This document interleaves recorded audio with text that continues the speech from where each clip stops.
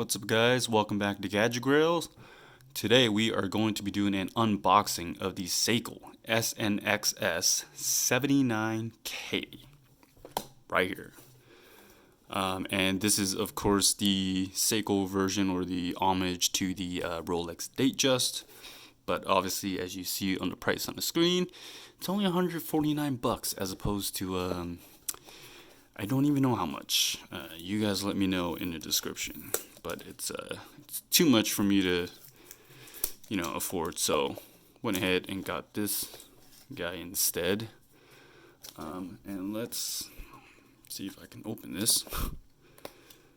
But of course, it's got tools for that. All right. So we are going to go ahead and open this up. And yeah, if you decide to get one of these for yourself later on, go ahead and use the link in my description and support the channel. So, right, so classic Seiko box. It's got a little bit more tape here. Get that out the way. All right.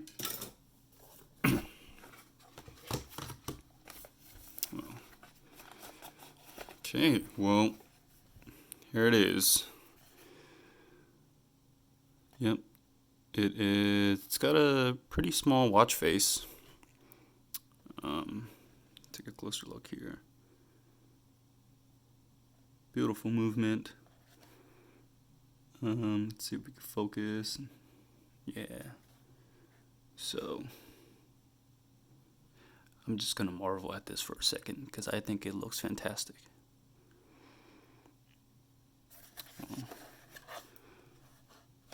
Let's take a look at this, the clasp. The band, the band is relatively a thin band. This is pretty much a smaller profile type of watch. Very classy, very chic. Obviously, you could wear it to anything really. I'm assuming, you could dress it up, dress it down, put on a t-shirt, some jeans, some sneakers, put this on, or you got a wedding to go to, this can work out perfectly as well. I think it's great for those with a smaller wrist, as that is definitely me. Yeah, I think this is one of the pull-off clamps. Yep. So, right on the wrist, it sits pretty low. And if you've got your wedding band, that's your typical platinum or white gold type color, this matches perfectly well. Look at that.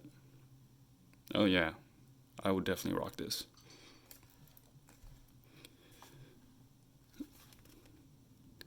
Band is pretty classy. I'm liking this band.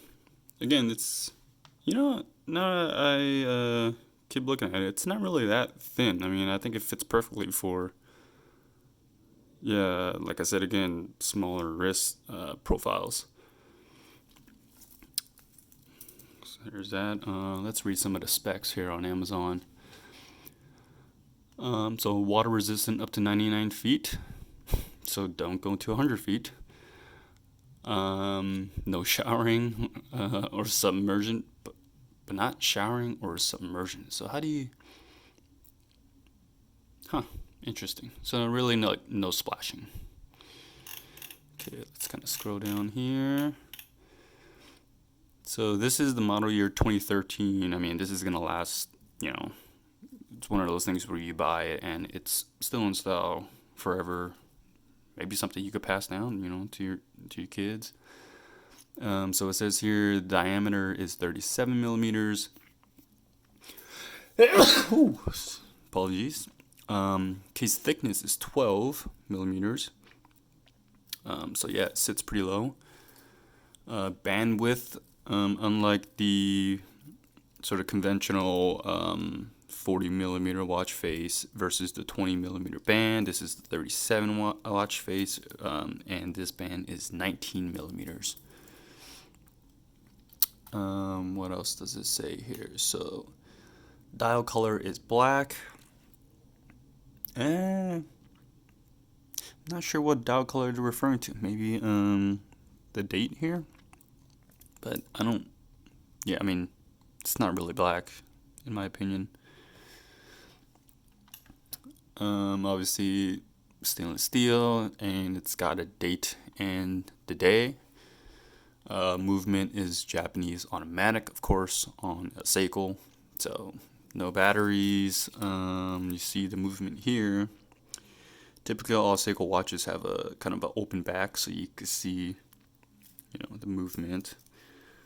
If you don't know what automatic watch means, it means that you can see here when it's moving, it's essentially winding the watch, and it's powering up the springs to,